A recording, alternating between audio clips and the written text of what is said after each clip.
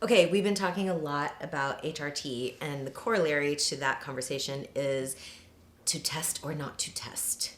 So, what is up with the whole testing situation? And when you say test, we're testing Blood hormone work? levels. Right, blood work. Right. Although you can also test hormone levels apparently through saliva and apparently through dry urine.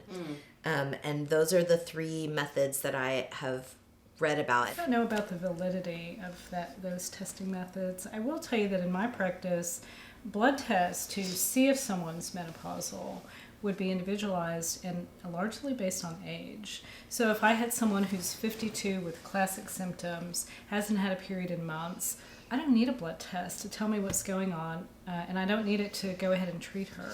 I don't check hormone levels on treatment. We typically titrate dosage to symptom relief. So if symptoms are inadequately relieved, then we Up go the dose up on a the little. dose Got ya. until they are relieved, and that's the point at which we found our dosage. Can you correlate dosage to a hormone test? No, see, that's part of the problem with testing is that there's not good correlation. I can have someone whose FSH is off the charts and she has minimal symptoms. I can have someone else whose FSH is barely outside the range for being in menopause and she is absolutely miserable. Can you explain what FSH is? Oh, I'm sorry. Yes, follicle stimulating hormone. And that is, I call it, in my practice, I would reference that as the menopause indicator. And there's ranges of normal and elevated and so forth. But it can vary from one day to the next. That's the other problem with testing, is that if you check it, that's a snapshot in time. And it might be completely different the next day or the next week or the next month.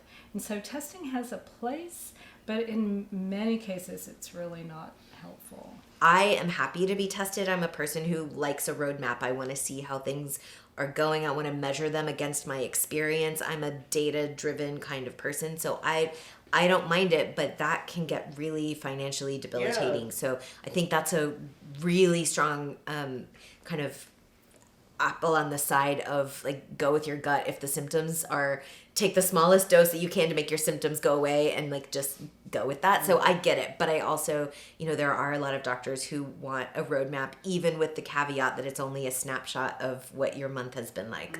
I think it's also important to say, because we've had such a great informative discussion on HRT, that there are still a lot of women who don't choose to go that route, and there are and that's totally fine. I think that's a really important part of us starting to talk about menopause out in the real world, is that no judgments. We have to be a judgment-free zone, right? Women have to It's have not these for everyone.